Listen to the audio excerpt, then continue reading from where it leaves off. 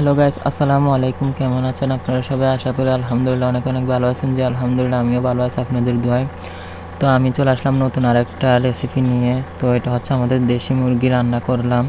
তো রান্নাটা কেমন হলো অবশ্যই আমাকে জানাবেন, আর আমার পেজটাকে ফলো করবেন, আমার ভিডিওগুলিতে লাইক কমেন্ট শেয়ার করে আমার পাশে থাকবেন। তো দেখতেছেন আমি এখন এক মোচা এক ফুটলা মাংস বের করছি ফ্রিজ থেকে। তারপরে এগুলো বিজার দিয়ে ছুটানোর পরে যে দেখেন ভালো করে ধুয়ে নিতেছি। তো এগুলো ভালো করে ধুয়ে পরিষ্কার করে নিয়েছি। তো দেখতেছেন কিভাবে ধুচ্ছি। তো অবশ্যই আমার ভিডিওটা যদি ভালো লাগে আমার পেজটাকে ফলো করবেন, আর আমার ভিডিওগুলি লাইক কমেন্ট করে অবশ্যই শেয়ার করবেন, আর কেমন হয় আমাকে জানাবেন। ভিডিওটি ভালো লেগে থাকলে অবশ্যই ফলো করবেন পেজটাকে।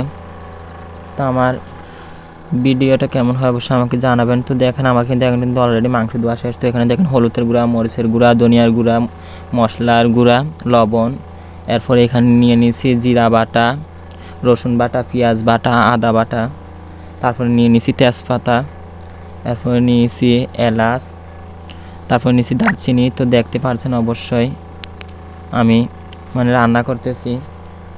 তো রান্নার জন্য সব কিছু নিয়ে নিছি। তো দেখেন এখানে তেল পানি সব কিছু নিয়ে নিছি। তো দেখেন সাথেও বৃষ্টি চলে আসছে। তো বৃষ্টি চলে আসছে তার জন্য আপনাদের সাথে এটাও শেয়ার করছি। দেখেন কত সুন্দর বৃষ্টি দিচ্ছে। তো দেখতেই পারছেন সাথে সাথে কিন্তু বৃষ্টি চলে আসছে।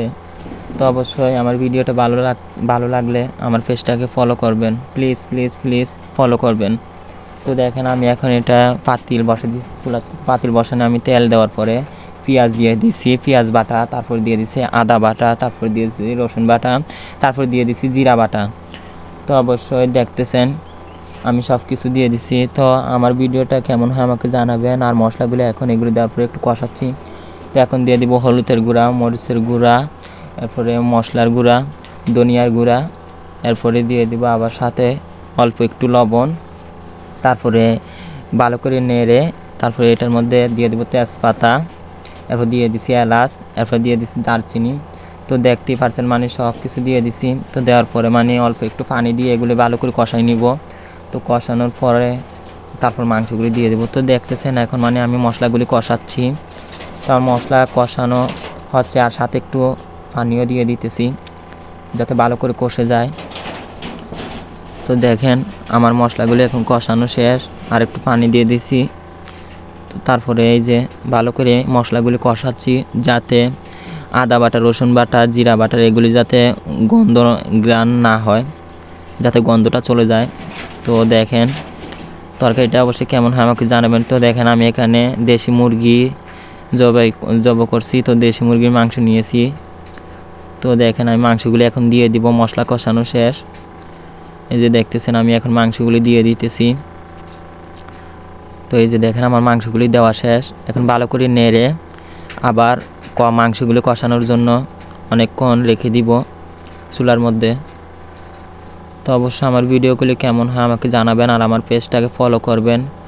অবশ্যই আপনারা জানেন যে অনেক কষ্ট করে এসব ভিডিও বানাই। তো আমার ভিডিওগুলি তো অবশ্যই লাইক কমেন্ট শেয়ার করে আমার পাশে থাকবেন, আর আমার পেজটাকে বেশি বেশি করে আপনারা ফলো করে দিবেন।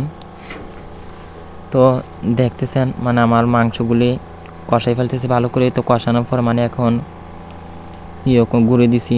তো দেখেন আবার আমি মনে করেন যে পরে দেখতেছি কেন এরকম হয়। তো দেখেন মশলাগুলি কষানো শেষ, কিন্তু এখানে আমি জুল দিই নাই। তো নিজে নিজে এই জুলগুলি বের হয়ে গেছে। তারপর আমি কি করলাম, আর একটু জুল দিয়ে দিছি। তো জুলগুলি দেখেন অল্প একটু জুল দিয়ে এগুলি কি করছি গুঁড়ে দিছি। তো দেখেন এখন জুল অনেকগুলি হয়ে গেছে। তারপরে ওগুলি আবার ভালো করে নেড়ে নিচ্ছি। তো নাড়ার পরে মনে করেন যে আবার এটাকে গুঁড়ে দিয়ে দিব। তো আমি ঝুল অনেকগুলি টানাবো। তো দেখতেছেন আমি সব কিছু দেওয়ার পর তো আমার মাংসটা অলরেডি রান্না করা হয়ে যাচ্ছে। তো দেখেন ঝুল কিন্তু অনেকগুলি টেনে গেছে। তো আমি ঝুল আরও টানাবো। তো দেখেন ভালো করে এগুলো নাড়তেছি। তো অবশ্যই আমার পাশে থাকবেন যাতে আমি আরও নতুন নতুন রেসিপি নিয়ে আপনাদের সাথে শেয়ার করতে পারি। আর আমার ভিডিওটা কেমন হয় আমাকে জানাবেন, আর আমার পেজটাকে তো অবশ্যই ফলো করবেন। আমার ভিডিওগুলিতে লাইক কমেন্ট শেয়ার করে আমার পাশে থাকবেন। তো দেখেন ঝুল আরও টেনে গেছে এখন। তো আমার কিন্তু মাংস রান্না করা শেষ। তো দেখতে পাচ্ছেন। ওকে গাইস, ভালো থাকবেন। আল্লাহ হাফেজ। আসসালামু আলাইকুম।